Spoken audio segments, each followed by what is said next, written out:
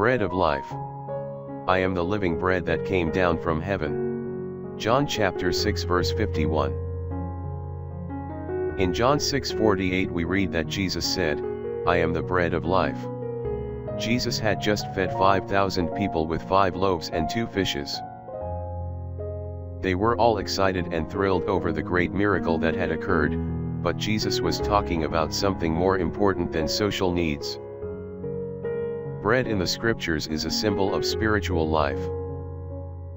Man has an inborn hunger for God. He cannot be satisfied with anything less than God. God alone can supply the bread which satisfies the inner longing of your soul and the hunger of your heart. The Bible says that He is the bread of life. Prayer for the day.